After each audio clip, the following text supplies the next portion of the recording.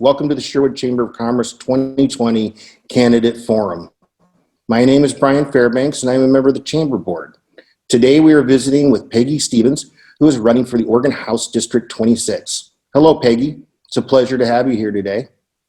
Hi, Brian and Chamber people. Thank you for having me here. It's a pleasure to talk with you. I've been in Sherwood for 37 years. I've raised my family here. All my kids graduated from Sherwood High School. I've volunteered in my community for most of those years, including serving 11 years on the Sherwood School Board. I'm running for state representative because I had too many friends and neighbors say they needed to leave the state because it was too expensive to live here. The heavy tax burden was just too much and they could not afford to live here any longer. I have a bookkeeping background and I feel like Oregon needs a bookkeeper. Excellent, excellent.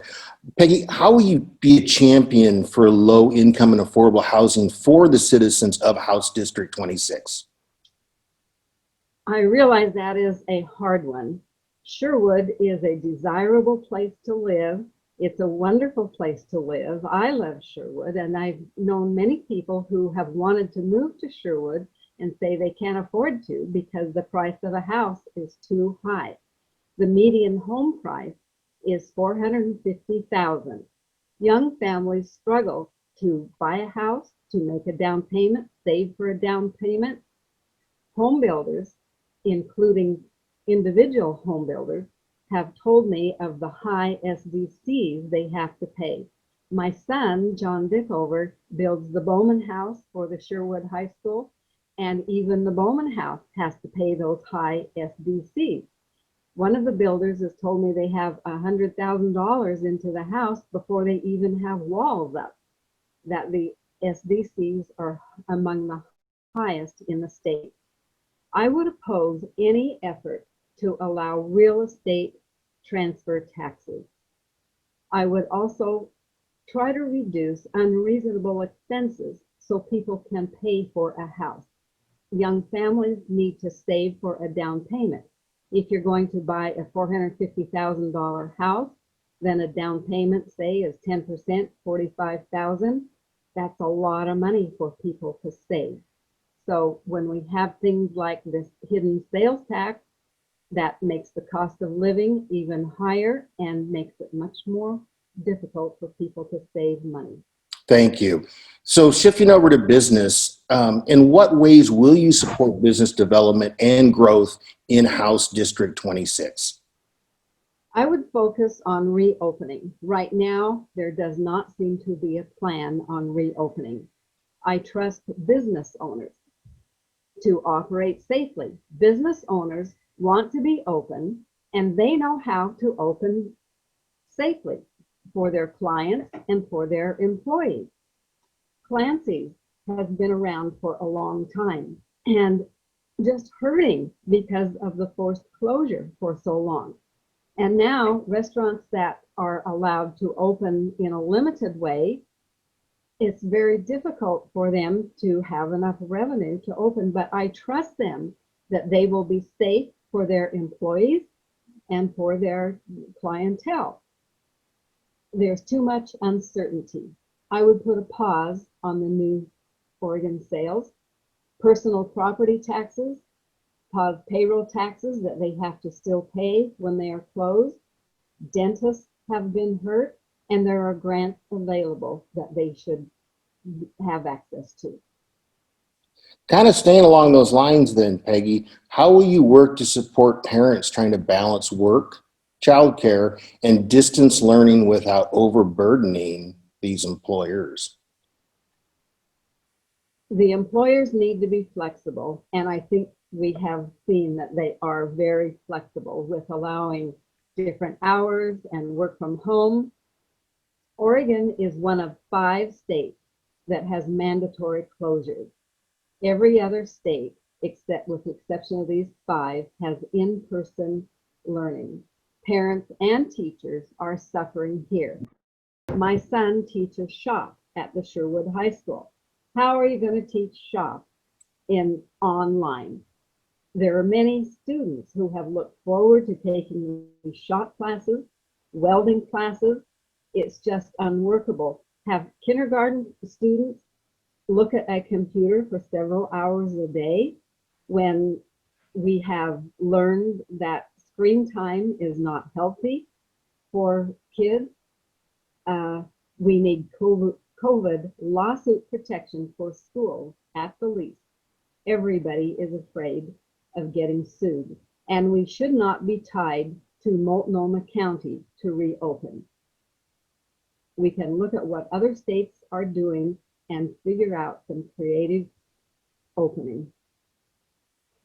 Thank you for answering these three questions. And now we would like to give you the time to discuss two topics that are important to you, Peggy. We'll try to go with 2 minutes per topic. Go ahead. Okay, one thing that comes to mind is emergencies.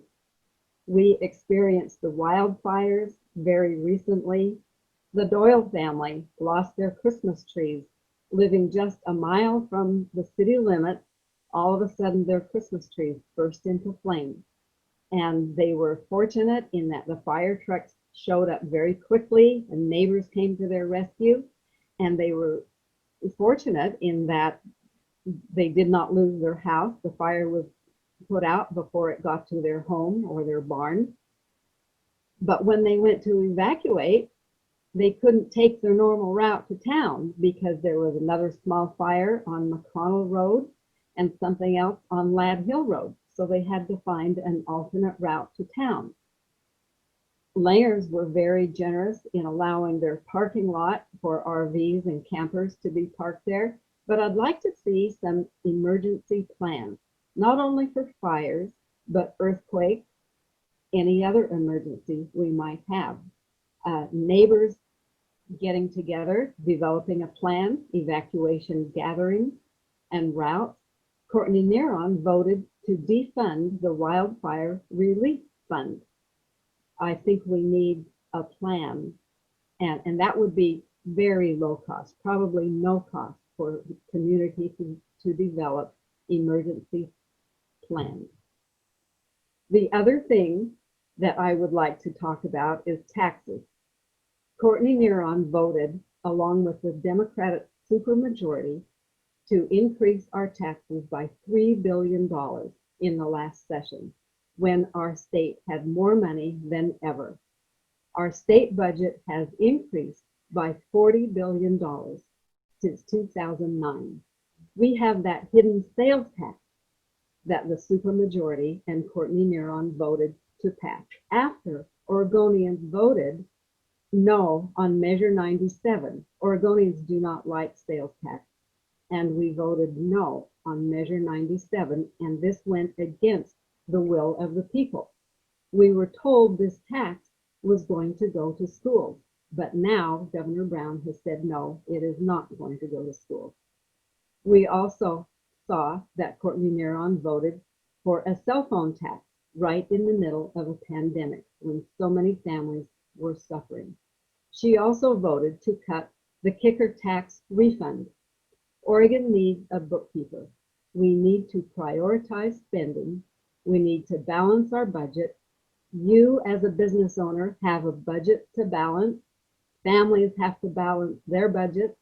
When I was on the school board, we had to make many tough choices in prioritizing our spending. I'm still a bookkeeper. I want no new taxes.